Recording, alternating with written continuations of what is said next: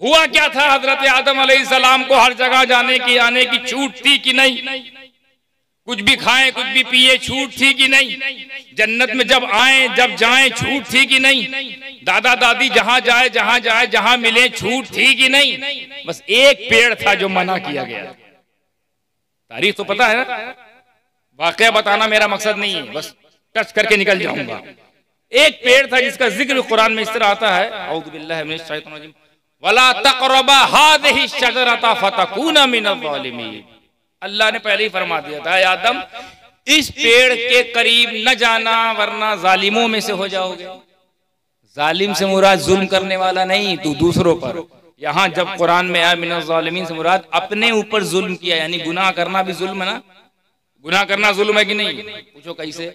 गुनाह तुम करोगे, अजाब किस पर? तुम्हारे जिस्म पर। तो तुम्हारे जिस्म पे जुल्म की वजह कौन बने? तुम बने ना। हाँ, वो वाला जालिम, ये मोदी और हिटलर वाला जालिम नहीं। मिनज़ ज़ालिमीन, जालिमों में से हो जाओगे, यानी पूरी छूट। एक पेड़ के पास जाने के लिए हुक्म था कि ना जाना। अभी समझाने की कोशिश करता हूं। हुक्म था इस पेड़ के पास न जाना, हिकमत क्या थी? जाओ। हुक्म था कि न जाना और हिकमत यह थी कि जाओगे। हुक्म था न खाना और हिकमत यह थी कि खाओ। हुक्म था करीब न होना, ये हुक्म था। वो भी एक मसलहत थी, अल्लाह के हर काम में एक मसलहत है। और हिकमत यह है कि करीब जाओ। वो क्यों ऐसा हुआ वो भी समझाने की कोशिश करूंगा। खैर, बात आई गई सी हो गई। हजरत आदम अलैहिस्सलाम तो एक गफलत का पर्दा तारी हुआ अल्लाह ही के हुक्म से, अल्लाह की मर्जी से गफलत का पर्दा हाइल हुआ और आपने वो पेड़ के करीब जाकर जो भी उस पे गंदुम था, गेहूं का पेड़ था, बाज कहते हैं सेब, बाज कहते हैं गेहूं, लेकिन ज्यादातर रवायत गेहूं की है।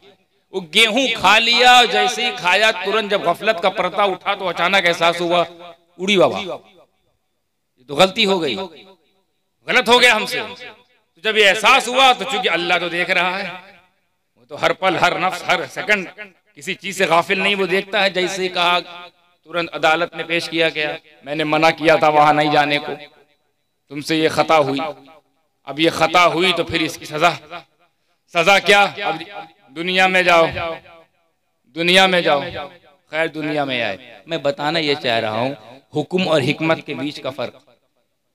अगर हजरत आदम अलैहिस्सलाम वो गंदुम न खाए होते, हजरत वो पेड़ के करीब ना जाते, गंदुम ना खाए होते तो कहां रहते? और दादी कहां रहती? तो इतनी बड़ी जन्नत खाली दो लोग के लिए बनी थी। इतनी बड़ी जन्नत की एक एक महल एक एक मालदा के बराबर, एक एक जन्नती का महल एक एक कलकत्ता के बराबर, दो लोग के लिए। तो ये हुक्म था कि ना खाओ और हिकमत थी कि ये खाएगा तो भेजूंगा, और जब भेजूंगा तभी तो इंसानियत होगी, तभी तो बशरियत वजूद में आएगी, तभी तो नबूवत का ज़ुहूर होगा, तभी रिसालत का ज़ुहूर होगा, तभी तो सारे मामलात सिस्टम सेट होंगे। उस सिस्टम में जो सही से रह रहा होगा वो जन्नत में जाएगा, जो गलत तरीके से रह रहा होगा उसके लिए भी एक ठिकाना है। अब वो भी बहुत बड़ा और जन्नत से भी ज्यादा बड़ा।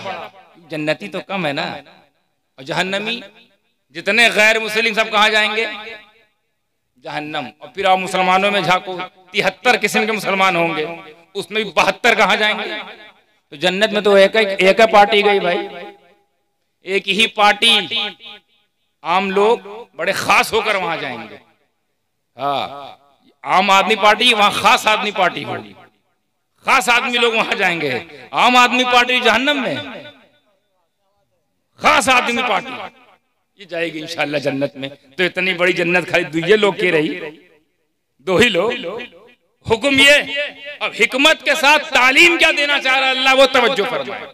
अब जब निकाल दिया गया, अच्छा इस अमल को, हजरत आदम अलैहिस्सलाम के इस अमल को लोग खता कहते हैं कि हजरत आदम अलैहिस्सलाम से खता हो गई। नबी से खता, नबी तो मासूम होते हैं, खता कैसे होगी? खता नहीं है, मैं आगे बताऊंगा ये क्या है, याद रखना इसको। खता नहीं है तो फिर है क्या? मैंने एक बात कही थी कि जिसको सब लोग खता खता कहते हैं ना, गलत है। खता क्या? नबियों से खता होती है क्या?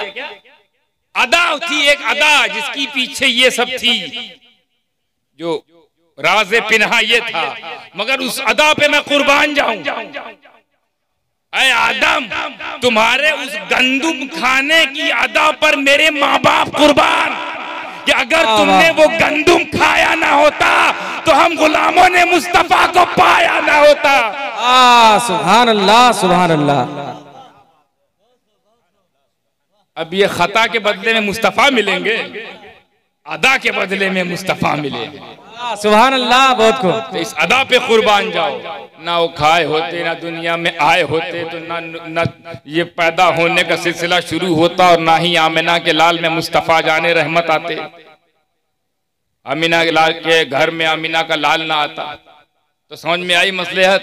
अल्लाह चाहता तो डायरेक्ट आदम को नीचे भेज देता, कहता जाओ तबलीग करो, मगर इसमें दो पहलू तालीम का छुप जाता कि नबियों से तो गुनाह होता नहीं है, नबियों से कोई गलती होती नहीं है, तो नबी गलती करेंगे नहीं तो तौबा करेंगे कब? और जब तौबा करेंगे तो करते रहेंगे, मैं कबूल नहीं करूंगा। फिर वही नबी जब तक मेरे नबी का जिक्र नहीं करेगा, बेशक, तब तक मैं तौबा नहीं कबूल करूंगा। तो ऐसी जगह पे गलती करवा दो जहां हम जैसे लोग भी गलती नहीं करेंगे। सुभान अल्लाह, सुभान अल्लाह।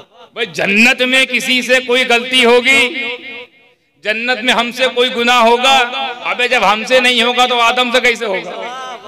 वाह वाह। तो ऐसा करो कि एक चीज का हुक्म दे दो कि ये काम ना करना, ठीक है ना करना, और फिर करवा देना,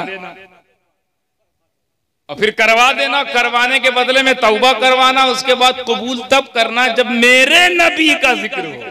वाह वाह वाह। तो दिया ना तालीम का दो पहलू।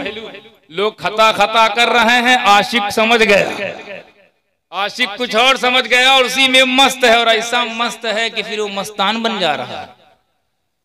ऐसा मस्त है कि जो पस्त हैं उनको बुलंद करता नजर आ रहा है। ये है वो वाकया। अब इस वाकये के बाद हुआ क्या?